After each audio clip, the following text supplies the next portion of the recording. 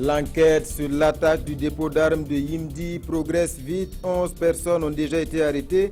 Des militaires de l'ex-régiment de sécurité présidentielle et un civil. 6 autres éléments sont actuellement recherchés. Leurs photos ont été rendues publiques et le concours de la population est sollicité. Haro sur les terroristes de tout poil, les marches citoyennes se succèdent pour dénoncer la barbarie. À Ouagadougou et à Bobo-Dioulasso, de nombreux citoyens sont descendus dans les rues pour montrer leur détermination et surtout pour rendre hommage aux victimes des attaques. L'hommage de la nation, elle, est prévu pour demain. Le ministre Simon Compaoré est notre invité. Et puis la journée continue qui rythme le quotidien des travailleurs burkinabés depuis septembre. Elle présente de nombreux avantages, mais pour les parents d'élèves, que de contraintes. Il a donc fallu réaménager les horaires des élèves. Explications et témoignages dans ce journal.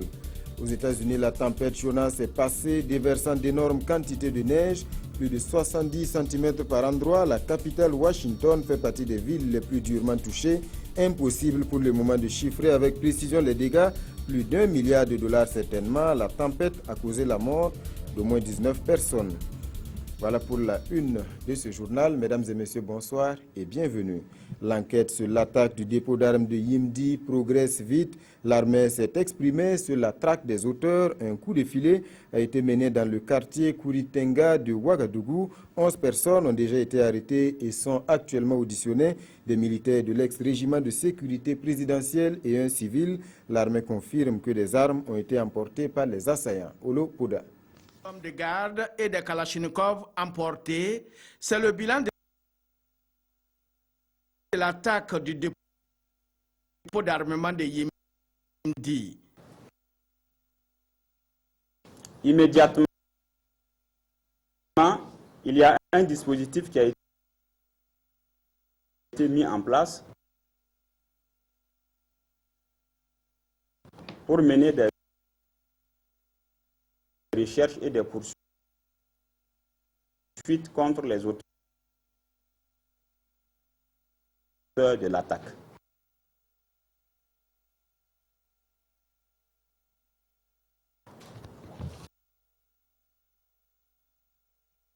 Cela a conduit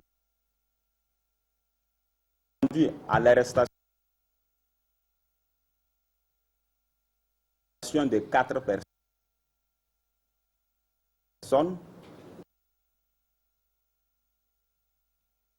Ils sont en train d'être interrogés en ce moment par la gendarmerie. Dans la même lancée, nous... Voilà, les difficultés techniques au début de ce journal. Nous allons laisser le temps à nos équipes techniques de résoudre le problème. Et comme je vous annonçais donc en titre, l'invité de ce journal est M. Simon Compaoré, ministre de l'Administration territoriale, de la décentralisation et de la sécurité intérieure. Bonsoir, Monsieur le ministre. Bonsoir. Alors demain, donc, la nation entière va rendre hommage aux victimes des attaques terroristes de ce 15 janvier, donc, à Ouagadougou et dans le Sahel. Monsieur le ministre, pour commencer, dites-nous, quel est le bilan définitif de ces attaques-là? Alors, pour ce qui concerne l'attaque de Ouagadougou, qui a eu lieu le 15 janvier 2016, nous enregistrons à la date d'aujourd'hui 30 morts. À ces 30 morts, bien sûr, il faut ajouter les 2 décédés à Inabao, dans le département de Tinakov, ce qui nous donne un chiffre de 32 pour la journée du 15. 2 à Tinakov et 30 à Ouagadougou. Et combien de nationalités?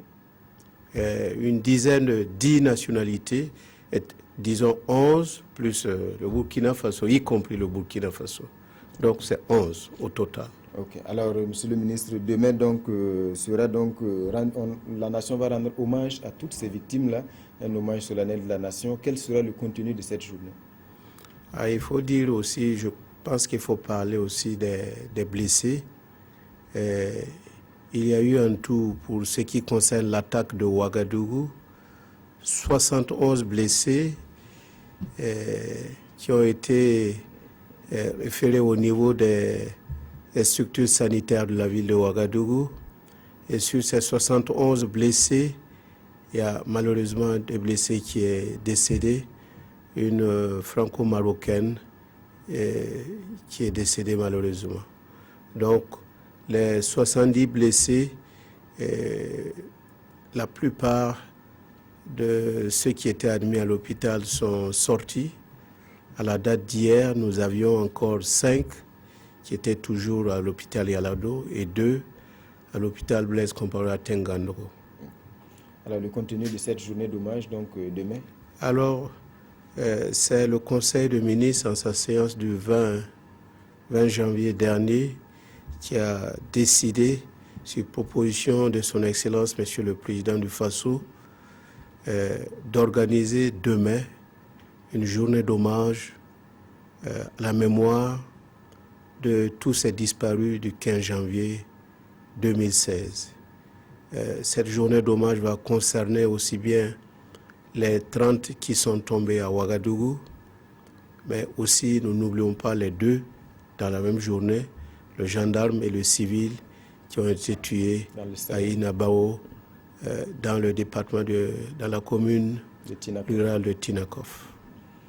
Et demain donc, à partir de 8 heures, disons même à 8 heures, il est prévu la mise en place terminée des populations et quelque temps après, les autorités vont s'amener et aux alentours de 10 heures, la cérémonie proprement dite va commencer.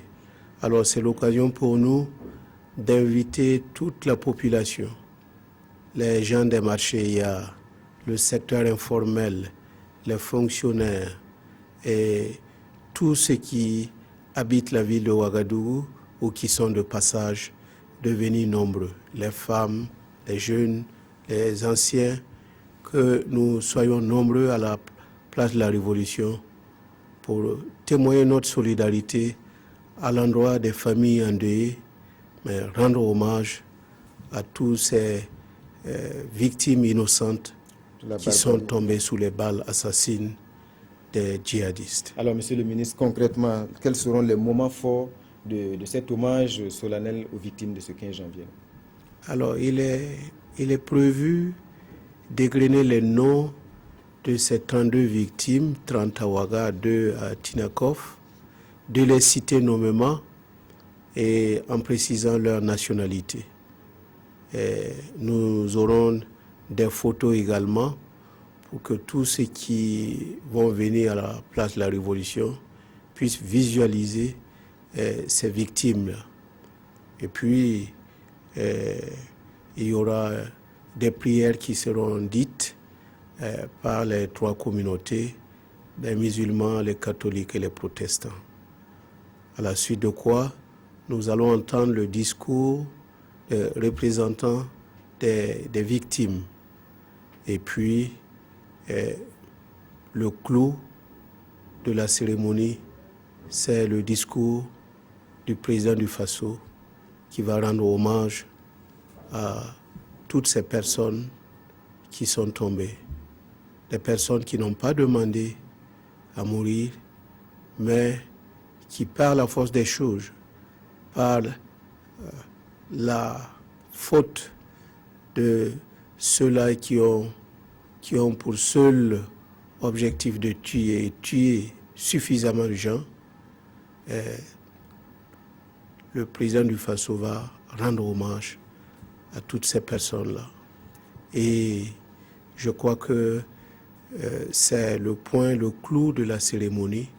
Et en ce qui concerne les obsèques de ces victimes? Oui, nous avons, il y a avant-hier, rencontré les parents des victimes, d'ailleurs à 2 reprises d'ailleurs. Mais la dernière rencontre, c'est il y a 2 jours.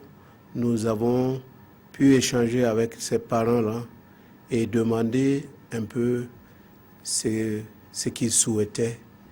Et nous leur avons assuré l'accompagnement du gouvernement. Et un certain nombre de familles ont souhaité voir la possibilité qu'on puisse leur donner d'enterrer dès maintenant leur mort.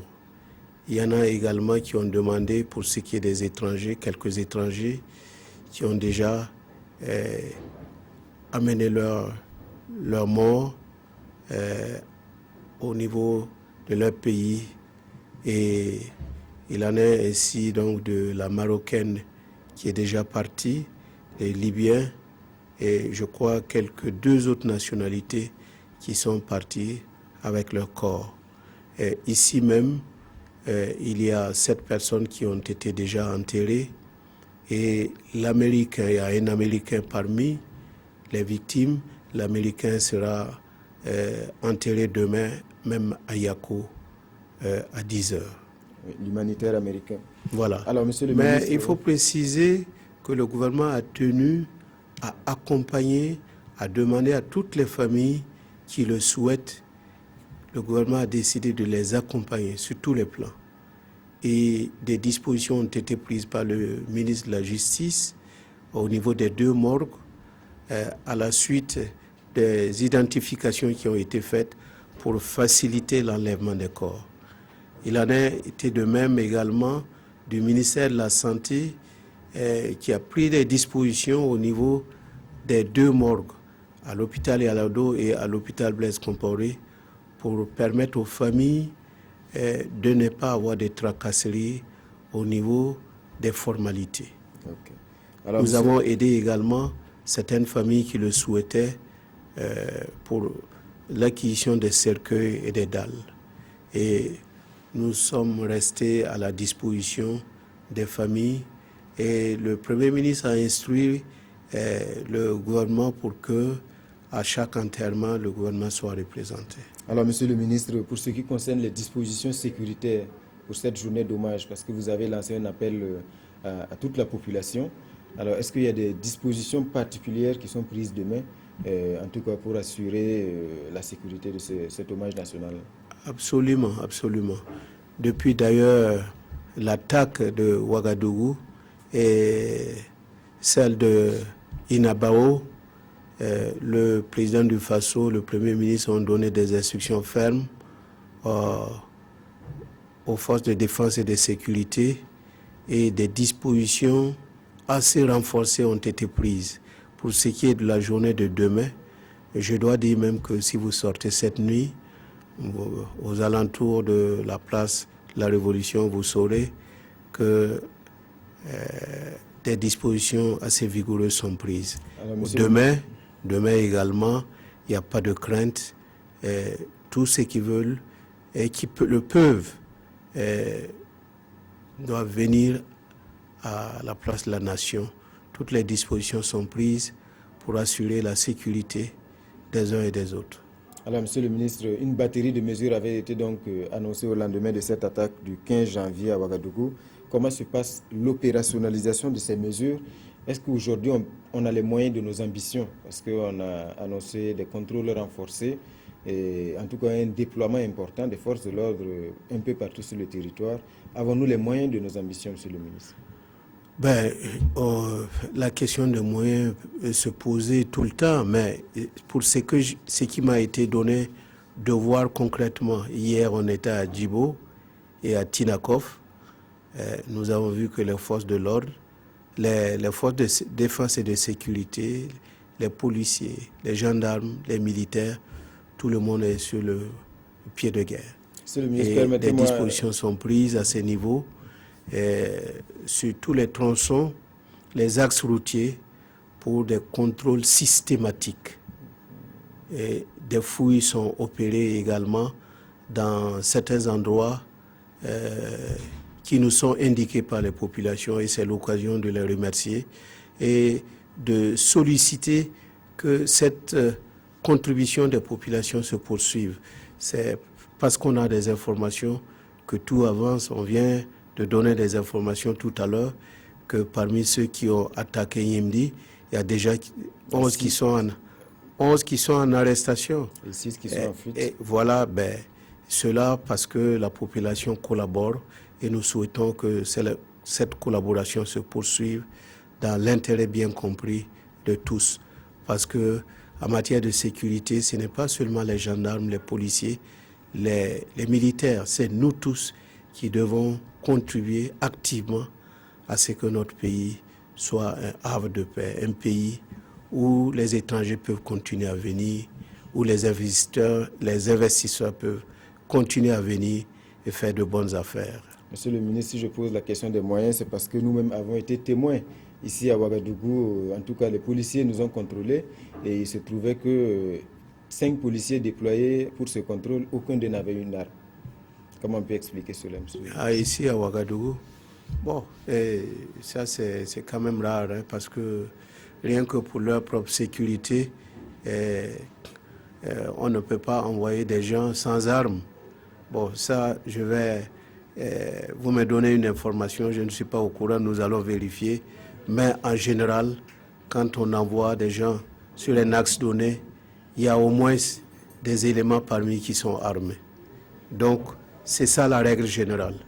Donc, ce que vous dites là, c'est rarissime. C'est vrai que nous avons besoin d'armes, nous avons besoin de moyens, un moyen roulant, mais il faut dire que tous ceux qui sont sur les axes routiers, en ville, en train de patrouiller, ils ont un minimum de dotation. Alors, et cela, pour que des gens ne pensent pas que les gens sortent les mains nues. Hein. Ah bon, ceux qui vont tenter, ils vont la prendre à leur dépens. Alors, en tout cas, tout est mis en œuvre pour que les gens soient sécurisés. Ce dispositif, il est juste temporaire ou bien désormais, il faudra composer avec ces mesures? Avec ce qui se passe, je crois que la question sécuritaire devrait être une préoccupation de tous les temps et de tous les jours, parce qu'on ne sait pas d'où peut venir la surprise. Donc il faut que dans notre subconscient, au niveau des populations, au niveau des forces de défense et de sécurité, au niveau du gouvernement, nous ayons toujours en présence que la question sécuritaire est une priorité des priorités. Sans sécurité, il n'y a pas de développement, il n'y a pas de tranquillité.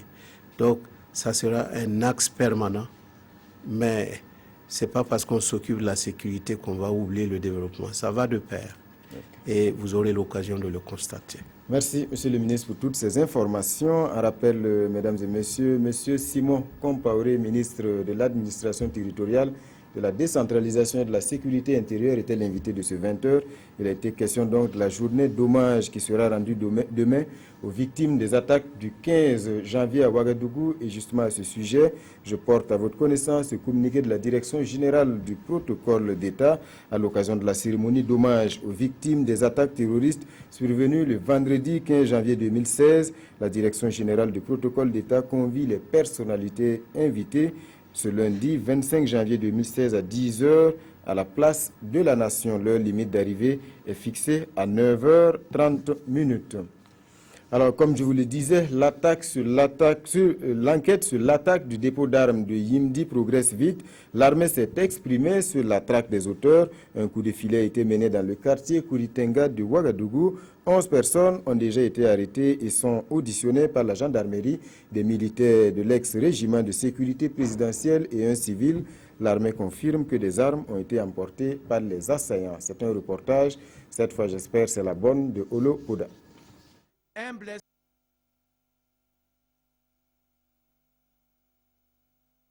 du côté des hommes de garde et des Kalachnikov emportés, c'est le bilan de l'attaque du dépôt d'armement de Yimdi. Immédiatement, il y a un dispositif qui a été mis en place pour mener des recherches et des poursuites contre les auteurs de l'attaque. Cela a conduit à l'arrestation de 4 personnes qui sont en train d'être interrogés en ce moment par la gendarmerie. Dans la même lancée, nos unités déployées sur le terrain ont reçu des renseignements qui ont permis de localiser d'autres éléments. Alors qu'ils étaient dans une villa au quartier de Kouritenga, ils ont été cueillis par surprise sans avoir eu le temps d'opposer de résistance. L'opération a été menée hier nuit aux alentours de 19h.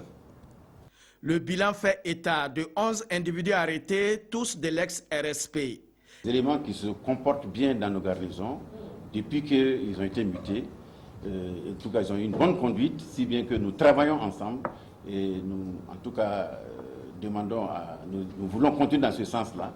Mais, comme vous savez, il y a toujours des brebis galeuses, il y a des individus qui ne comprennent pas toujours, et ce sont ces gens-là qui se mettent en marche de la marche du peuple. D'autres assaillants sont toujours en fuite avec à leur possession des armes. Les photos et les identités justement des fugitifs doivent être dans vos boîtes email, n'est-ce pas, capitaine? Et justement, nous comptons sur votre contribution et votre soutien pour leur diffusion. Les enquêtes et les actions sont toujours en cours. Pour l'instant, il est difficile d'affirmer l'implication des forces extérieures, selon le conférencier qui rassure que le dispositif sécuritaire a été renforcé sur le site. Et dans cette traque aux auteurs de l'attaque de Yimdi, vous l'avez entendu, 6 personnes sont actuellement recherchées par les services de sécurité des éléments de l'ex-régiment de sécurité présidentielle. Ils sont actuellement en fuite. Leurs photos ont donc été publiées et selon la direction de la communication des armées, ils ont été localisés à Komsilga, à Sapone, IPLC et Léo. En petit groupe de 2 ou 3, ils circulent en petit groupe de 2 ou 3 donc à moto. L'armée demande à la population de les dénoncer et surtout de refuser de les cacher. Et puis, je vous le disais en titre, plus d'une semaine après les attentats de Ouagadougou, les marches citoyennes se multiplient pour dénoncer la barbarie des terroristes et rendre hommage aux victimes. C'était le cas ce matin à Ouagadougou à l'appel du collectif Initiative Burkina Debout. Gérard Sommet et Bouma Ernest Nébier. Un peuple debout est un peuple invincible. C'est l'esprit qui guide ici les pas des marcheurs. L'ensemble du monde associatif est dans la rue pour dire non au terrorisme au Burkina. La chose qui veut crever l'œil, c'est quoi? C'est les barbares, c'est les djihadistes. C'est pour témoigner notre solidarité à toutes les familles des victimes. Et également dire à ces terroristes qui ont perpétré ces actes ignobles-là que le peuple burkinabé n'a pas peur. Que le Burkina Faso est une mauvaise destination pour eux. Parce qu'ensemble, avec toutes les forces vives de la nation, nous allons combattre le terrorisme au Burkina Faso. Après la place de la Nation, les marcheurs marquent un arrêt en face du rond-point des Nations Unies. Là, les photos des victimes tuées lors des attentats djihadistes à Kapukino et à l'hôtel Splendide le 15 janvier dernier sont présentées. L'hymne national est chanté. Du rond-point des Nations Unies, ils prennent l'avenue Kwame Nkrumah. Une escale de 2 minutes est faite à environ 200 mètres du lieu du drame. Les marcheurs empruntent ensuite l'avenue de la cathédrale. Parmi eux, le propriétaire du restaurant Cappuccino. De retour à la place de la Nation, les représentants des associations réunies autour du collectif Initiative Burkina Debout au plateau condamnent tour à tour le terrorisme et surtout les attentats survenus à l'hôtel Splendide et à Cappuccino. Le propriétaire du Cappuccino, toujours sous le choc, prend la parole. Tant que j'aurai la foi, tant que j'aurai la vie, j'essaierai de me battre en la mémoire de ceux qui ont laissé leur vie chez moi. Donc, je vous remercie à tous, excusez-moi, je n'ai pas la force de parler davantage, mais je sais que le Burkina est une terre d'accueil. La marche meeting se termine par une remise de mémorandum au ministre d'État, ministre de l'Administration territoriale et de la Sécurité intérieure, Simon Compaoré. Hier, dans la soirée, déjà de nombreux citoyens s'étaient retrouvés sur l'avenue Kwame Nkrumah pour une marche silencieuse. L'initiative est née sur les réseaux sociaux, une marche blanche et silencieuse ainsi que des bougies et des fleurs pour rendre hommage aux victimes des attaques du 15 janvier et inviter les Burkinabés au sursaut. Konsoun Koulibaly et Pascal Canet. C'est une marche citoyenne pour dire non au terrorisme. Il y a une semaine de cela, des hommes sont tombés sur cette avenue. Alors, spontanément, ils se sont donné rendez-vous ici pour leur rendre hommage et clamer haut et fort que le Burkina Faso n'est pas cela. Silencieusement, les cortèges ont parcouru environ 1 km pour déposer des bougies et des fleurs à côté du café Cappuccino et de l'hôtel Splendide. Puis, à travers poèmes, slams et danses chorégraphiques, les marcheurs en blanc ont montré que le Burkina Faso reste debout malgré tout.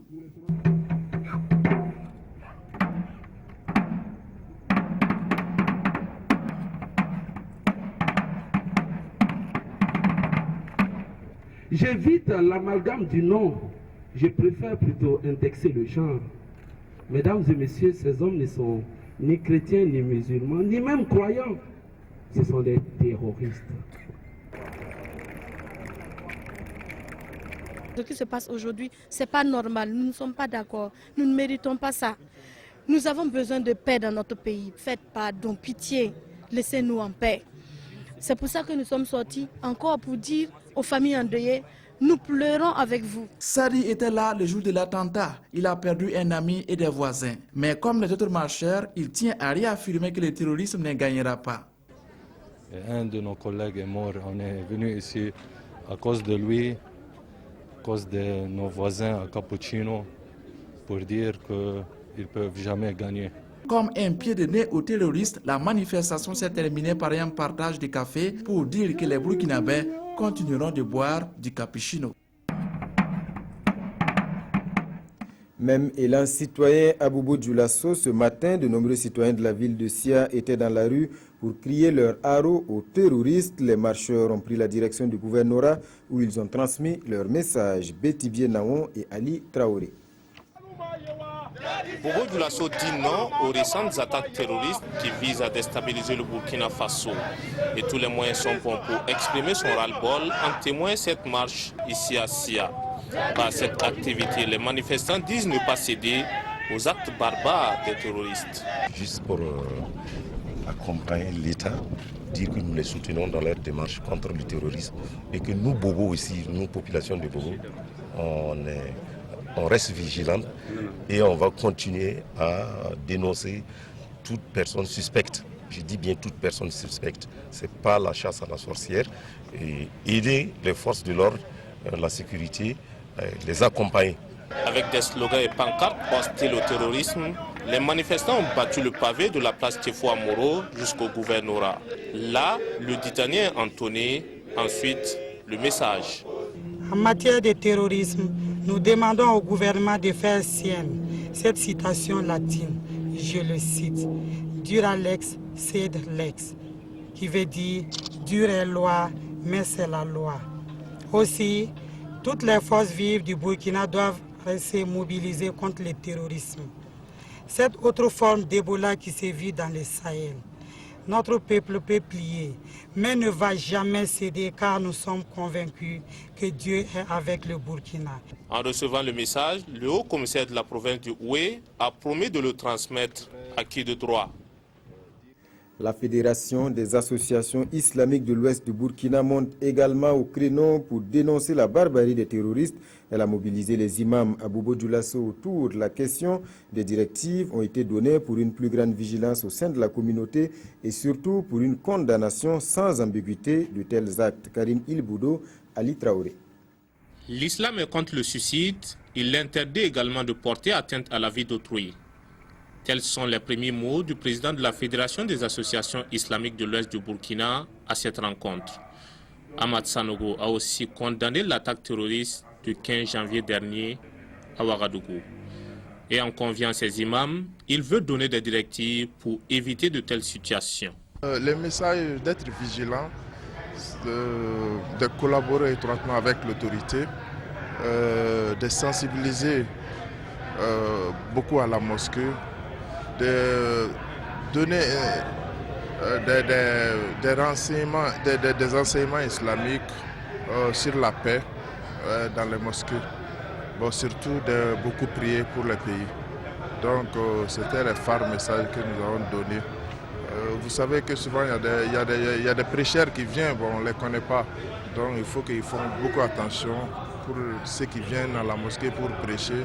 Tout en louant l'initiative de la fédération, les imams ont promis de mettre en pratique ces directives. Ils ont par ailleurs souhaité la mise en place de dispositifs sécuritaires dans les différents lieux de culte de la ville. Je peux donner comme un message à toutes les populations et puis tous les fidèles que nos cas fait très vigile à ceux qui rentrent dans la mosquée, l'environnement, puis dans le quartier, entièrement comme dans la ville. Après la sensibilisation, la fédération compte passer à l'action. Très prochainement, elle envisage tenir une rencontre avec les autorités locales afin de trouver des solutions pour minimiser le phénomène. 4 membres du gouvernement hier à Djibo, 8 jours après l'enlèvement du docteur Elliott et de son épouse.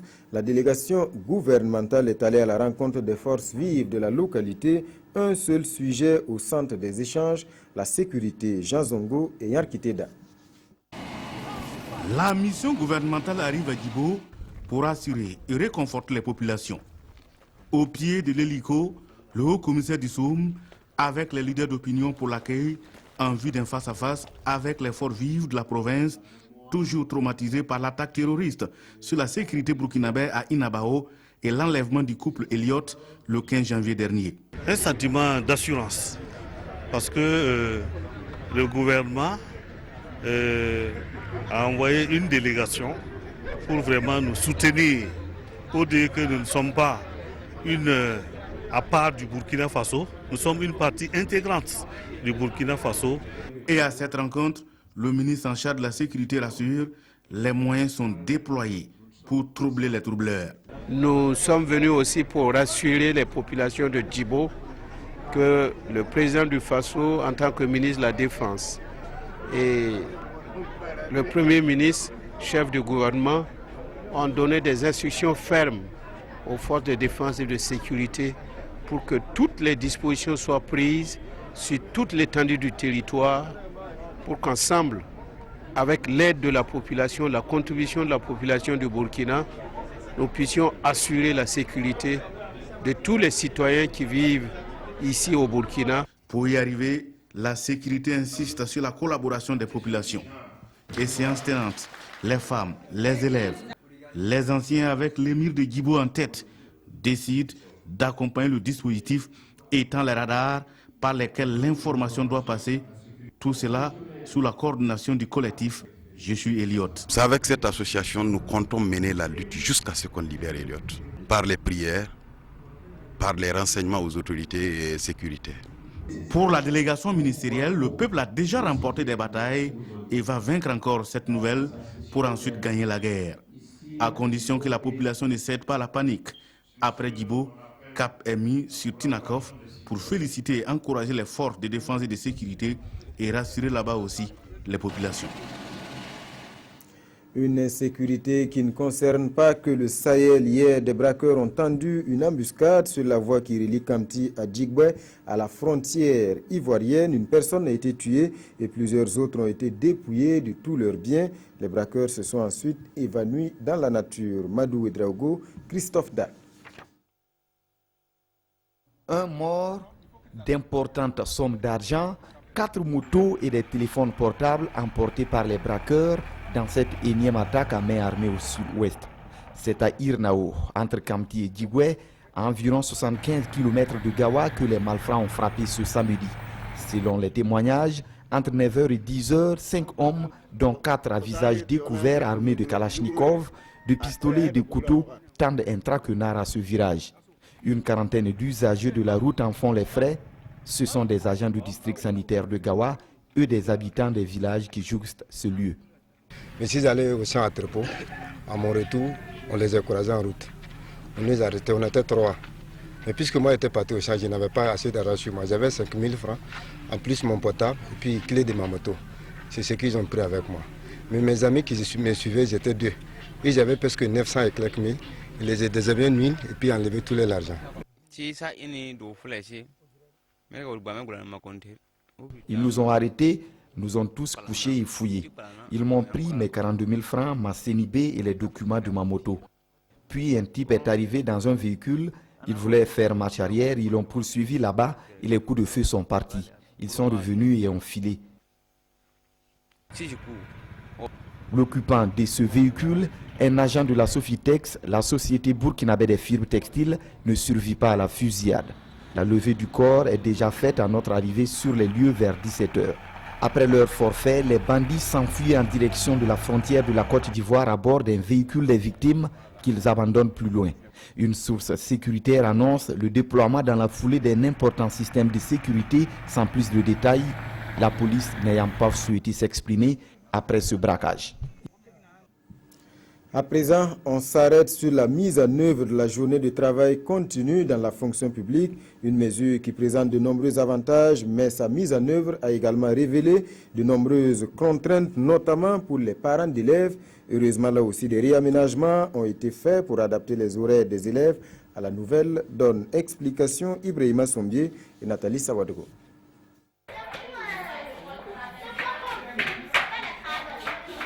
Des enfants qui s'amusent dans un bureau. La scène se passe dans un service administratif. Des élèves du préscolaire, du fait de la journée continue, se voient obligés de rejoindre les parents dans leur service pour attendre l'heure de la descente.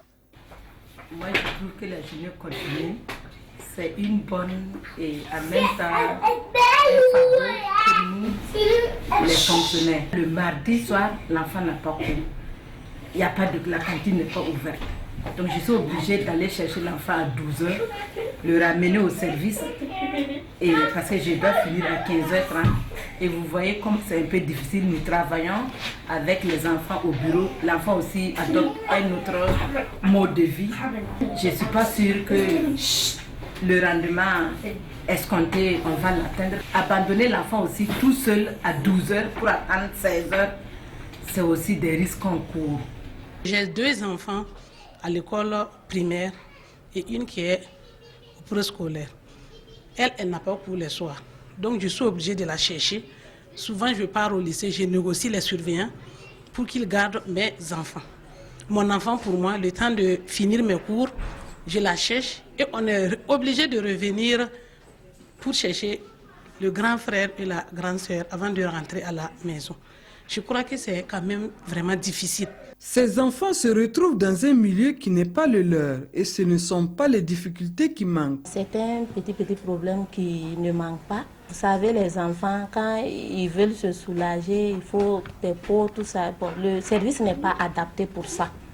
Donc, sincèrement, ça me pose des difficultés dans ce sens. Les parents interpellent le gouvernement à revoir la mesure engagée. Si vraiment les autorités pouvaient faire de telle sorte qu'il y ait une adéquation entre les heures des enfants et les heures des parents, pour moi je pense que ça va, l'administration même va gagner. La mesure que moi je préconise, si on pouvait adapter le système de journée continue également dans les établissements avec des mesures d'accompagnement. Quelles sont ces mesures d'accompagnement? Je parle de la cantine pour les enfants. Donc s'ils peuvent rester à l'école, manger sur place, et également pour le préscolaire, ils peuvent rester avec des jouets s'amuser en attendant 17h. Aux dernières nouvelles, nous apprenons le vendredi 22 janvier 2016 que le gouvernement a pris un arrêté conjoint pour remédier à la situation. Je peux dire que c'est avant-hier, nous avons reçu la note. L'arrêté nous parlant vraiment de ces changements au niveau des horaires journaliers dans les écoles. Apparemment, c'est un arrêté qui est officiel, qui doit concerner tous les systèmes éducatifs de notre pays. Et pour cette école, les horaires de classe changent à partir du lundi 25 janvier 2016 et ce pour tous les jours ouvrables de 7h30 à 12h et de 14h à 16h, excepté le mercredi qui est de 7h30 à 12h. Malgré cela, certains parents ne sont pas satisfaits. Journée continue là, je ne dis pas que c'est pas bien, c'est bien. Mais nos enfants là font la catéchèse. Jeudi soir et puis samedi soir. Donc, moi, je ne sais pas quoi dire. Je trouve que ça peut aller. Seulement, le seul problème qui est là, on voit que jeudi, il y a cours les soirs. Alors que jeudi, on profitait souvent du soir là pour qu'ils aillent à la catéchèse. C'est le seul problème que moi je vois. L'instauration de la journée continue avait pour but l'amélioration et l'organisation du travail et du rendement, la réduction de la facture énergétique et des dépenses courantes. 5 mois après sa mise en œuvre effective, le chemin reste encore long. Voilà pour ce dossier. L'expertise burkinabé qui s'exporte bien, surtout dans le domaine des travaux publics. L'Africaine des travaux publics vient de décrocher un marché de plus de 70 milliards de francs CFA au Niger pour le bitumage de 107 km de route. Le lancement des travaux a eu lieu en début de semaine. Mamadou Dabiré et Olopoda pour le reportage. Ce premier coup de bulldozer annonce la fin du calvaire des usagers du tronçon Ilela-Bagaroua dans la région de Tawa, à plus de 500 km de Niamey, la capitale nigérienne. Ilela-Bagaroua, si tu prends la route là, si tu reviens de 7h du matin avant que tu arrives à 6h du soir, avant d'arriver. Ça casse, tu vas aller au garage pour souder, pour faire tout cela. Donc maintenant, ce qu'on est en train de faire là, c'est avantage pour nous. Long de 107 km et avec 27 km de bretelles, cette route va coûter au Niger plus de 66 milliards de francs CFA. Une saignée financière que le président Mahamadou Issoufou justifie amplement. Cette route, Ilela-Bagaroua, rentre dans le cadre du programme de renaissance sur lequel je travaille depuis 5 ans. Elle fait partie des 3000 km de route bitumée qui ont été promis au peuple nigérien. Et je signale au passage qu'on a également dans ce domaine prévu de réaliser 2500 km de route en terre. Et il me semble que tous ces objectifs sont en train d'être réalisés aujourd'hui. Pour donner forme à cette importante infrastructure routière, le Niger a fait appel pour la seconde fois à l'expertise burkinabé à travers l'entreprise ATP, l'Africaine des travaux publics de notre compatriote Mahamadi Sawadogo dit Kadhafi. On n'est pas à notre première expérience au Niger. C'est un chantier qui va mobiliser des milliers de personnes et donc des centaines de matériels, engins et camions tout confondus. Plus qu'une confiance et un honneur, c'est un défi pour Mahamadi Sawadogo et ses hommes. La logistique nécessaire est déjà sur place et avec l'engagement ferme de respecter les délais, l'entreprise promet d'offrir aux populations dans 36 mois un bitume en bicouche d'une largeur de 7 mètres avec des ouvrages d'art et d'assainissement selon les normes internationales. Culture à présent, zoom sur les silures sacrées, emblèmes de la ville de Bobo-Dioulasso. Leur légende a traversé les âges et aujourd'hui encore, les mythes circulent à leur sujet, des poissons considérés comme des dieux protecteurs et qui sont vénérés notamment par les Bobo Bétibié Naon et Moussa Sano. Ils sont vénérés par les populations autochtones de Bobo-Dioulasso. Ils sont aussi dans les armoiries de la commune. On les retrouve dans les eaux du Marigot Oué, mais également un peu plus loin de la ville, dans le lac d'Afra. Eux, ce sont les silures sacrés. C'est ici à Dioulasso-Bas, premier village Bobo, est situé en plein cœur de la ville, que beaucoup se réfèrent encore aujourd'hui pour percer les mystères entourant leur histoire. Nous sommes venus trouver ces poissons sacrés. Leur histoire remonte à très loin. Ils sont comme des humains pour nous. D'où est-ce que venu le Marigot? Oui. D'après que c'est une source souterraine, une affluence souterraine, partant du lac d'Afra, pour déboucher aux alentours du village de Pénima.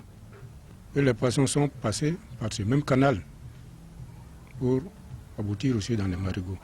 Et selon les garants de la tradition à Dioulasso-Bas, le caractère sacré des poissons serait parti d'une partie des chasses où l'ancêtre Bobo très assoiffé a découvert le marigot oué grâce aux indications d'un oiseau. Ayant eu la vie sauve, c'est alors que l'homme aurait pris l'engagement de vénérer le cours d'eau avec tout ce qu'il contient, notamment ses silures. Et depuis, cela est devenu une tradition à Dioulasso-Bas et aussi ailleurs dans d'autres villages Bobo traversés par le marigot. Par exemple, en début de saison hivernale, s'il n'y a pas de pluie, on peut s'adresser au coin pour faire des rituels afin qu'il y ait de la pluie. S'il y a un malheur qui arrive aussi sur le village, d'après les vieux ou bien les devins, on s'adresse au même lieu là pour demander les esprits afin d'apaiser ce mal-là pour que ça n'atteigne pas la ville de Bobo-Dioulasso. Interdit de tuer et ou de consommer les poissons sacrés de Dafra qu'on retrouve dans le marigot oué sont aujourd'hui menacés de disparition. En octobre 2015, une personne a été appréhendée en possession d'une douzaine de ces objets culturels. Si il y a une mortalité de poissons, que ce soit délibérément fait ou par mégarde, vous êtes tenu à faire les rituels. Faites les funérailles. D'abord, l'enterrement se fait comme un humain. dans un linceul blanc, on l'enterre comme un humain. Celui qui a posé l'acte, on lui impose des sanctions. Ces sanctions, c'est quoi? Si ce n'est pas trop grave, c'est peut-être 2 poulets avec de l'eau pour faire rituel, afin d'apaiser les esprits du marigot. Si c'est vraiment grave, vous allez jusqu'à un mouton, des poulets et puis de l'eau. Ceux qui tuent ce poisson-là commettent vraiment des dégâts. Étant le totem de notre village, de notre ville, les tuer nous expose à de graves problèmes. Il nous faut éviter cela. Outre le trafic, les poissons sacrés de Dafra sont aussi victimes de la pollution de l'environnement. Et face à ces situations qui menacent sérieusement leur survie, les garants de la tradition tirent la sonnette d'alarme. Voilà pour l'histoire de ces silures hors de chez nous. Aux États-Unis, la tempête Jonas s'est passée, déversant d'énormes quantités de neige, plus de 70 cm par endroit. La capitale Washington fait partie des villes les plus durement touchées. Impossible pour le moment de chiffrer avec précision les dégâts. Plus d'$1 milliard. Certainement, la tempête a causé la mort d'au moins 19 personnes. Place désormais aux opérations de déblayage qui s'annoncent longues. Les opérations de déblayage s'annoncent longues et laborieuses à New York, mais les badauds n'ont pas pu s'empêcher de mettre le nez dehors. Surprise samedi par des chutes de neige 2 fois plus fortes que prévu, la ville la plus peuplée des États-Unis a été paralysée en quelques heures et le trafic routier suspendu. Ça arrive une fois dans la vie. Oui, c'est mémorable. C'est mythique, c'est une ville... voilà, c'est mondialement connu et de l'avoir comme ça, je sais pas, ça rend le week-end un peu plus spécial, je trouve. Mais la tempête Jonas a aussi fait des victimes, 19 morts au moins dans l'est des États-Unis. La plupart sont décédés sur la route, d'autres d'hypothermie ou d'une attaque cardiaque en déblayant la neige. Les prévisions ont été démenties plusieurs fois ces dernières 24 heures, a mis en garde le maire de New York. Et nous avons désormais 71 cm de neige. Donc, une fois encore, nous devons nous tenir prêts pour tous les scénarios possibles au cas où cela empirerait. La capitale, Washington, a été encore plus durement touchée et reste en état d'alerte maximale ce dimanche. Aucun transport public, pas même le métro, ne devant être remis en service avant lundi. Il en va de même pour les avions qui restent cloués au sol. D'après les services météo, le blizzard devrait se dissiper progressivement. Commencera alors le bilan des dégâts matériels, d'ores et déjà estimé à $1 milliard. Les informations sportives pour terminer et nous recevons Mahmadi Ouena de la rédaction sportive de la télé. Bonsoir Mahmadi. Bonsoir Jean-Emmanuel. Alors, et pour ouvrir cette page sportive, la 9e journée du championnat de foot de D1. Oui, le championnat qui est revenu après un week-end dû aux 2 nationales. Et vendredi, déjà, ça a repris. Et hier, au stade du 4 août, avec la complicité de la réalisation, nous allons voir les images. L'Étoile filante de Ouagadougou a battu le BPS 2-0. Vous voyez les 2 buts de Lefo. Là, c'est le 2e but sur penalty. Le premier, c'était sur coup franc. Et à Dédougou, le Bancu Sport a été battu par le RCB, le champion à titre. Vous voyez les buts du RCB et les 2 réalisations, l'autre sur coup franc et le mené 2-0. Et Bancu a réduit le score dans les derniers instants du match. C'est le but de Bancu que nous allons voir comme ça. La réduction du score? Oui, la réduction du score en seconde période. Le Racing a mené 2-0 en première partie de jeu. Et les autres résultats de cette 9e journée du championnat national de football de première division, le Santos a battu cet après-midi l'Asfaïnga 2-1. Le Santos, après avoir battu l'EFO en milieu de semaine, se perd l'Asfaïnga ce soir. Et Majestic, hier à Pau, a battu l'USFA, et l'USFA du moins a battu Majestic 3-1, COSAF AGEP 3-0 pour COSAF, Lusco bat l'USI 2-0, l'AS Sonabel bat l'ASFB 2-1 et vendredi le RCK et l'USO s'étaient séparés sur le score de 0 partout. Au classement, oui, le RCK est premier avec 17 points, suivi du Racing 16 points et de COSAF 16 points également, c'est le trio de tête comme ça. Et au bas du tableau, les relégables, ceux qui sont en 2e division à l'instant, c'est le Bancu Sport 3 points et l'ASFB 3 points également. Alors Ouena, le championnat de foot féminin également a démarré aujourd'hui. Oui, ça a démarré ce matin avec 4 matchs. Rennes du Yatenga bat Princesse 3-1, Princesse de Ouagadougou. Étincelle de Ouagadougou, AS Tigres de Bobo Dioulasso 1-0. Danta AC de Dédougou et Lyon Doué 0-0. Et l'USFA prend le dessus sur les Gazelles de Namba Kango. Des nouvelles également du championnat d'Afrique des Nations, le CHAN qui se déroule actuellement au Rwanda. Oui, le CHAN qui se déroule au Rwanda, et la poule A était à sa dernière journée et le Rwanda a été battu 4-1 par le Maroc, et la Côte d'Ivoire aussi a pris le dessus sur le Gabon 4-1. Et il faut dire que le Rwanda était déjà qualifié, et cette défaite laisse toujours les Rwandais sur la première place du groupe, et la Côte d'Ivoire qui, en battant le Gabon, rejoint le Rwanda, évidemment qualifié avant ce dernier match. Et il y a aussi la RDC qui est déjà qualifiée, qui est dans la poule B qui va jouer ses derniers matchs demain. On aura Éthiopie, Angola et Cameroun, RD Congo à 16h. Il faut dire que là, c'est le Cameroun en ballottage favorable parce que la RD Congo est déjà qualifié. Le Cameroun a 4 points et l'Éthiopie a 1 point. Donc en cas de nul et peut-être même une défaite, peut toujours aider le Cameroun. Ok. Et le Burkina est le grand absent. Oui, le Burkina est le grand absent. Le cyclisme pour finir, donc Mamadi Ouena, avec l'épilogue de la Tropicale Amissa Bongo au Gabon. Oui, la Tropicale Amissa Bongo qui est le Tour du Gabon, et c'est le Français Adrien Petit. Et son nom est Petit, mais il est le vainqueur de cette 11e édition de la Tropicale Amissa Bongo. Il succède au Tunisien Rafa Chitoui, vainqueur en 2005. Il faut dire que le premier Burkinabé dans cette compétition est Amidou Yambouego. Il se classe 49e. Et Mathias Sorgo qui le suit est 54e. Bon, on ne donnera pas pour les autres qui sont au plus bas du classement. C'est pour vous donner une idée du niveau de la compétition. Et le vainqueur du Tour du Faso 2015, qui est le Marocain Lachani Mouchine, lui termine 18e.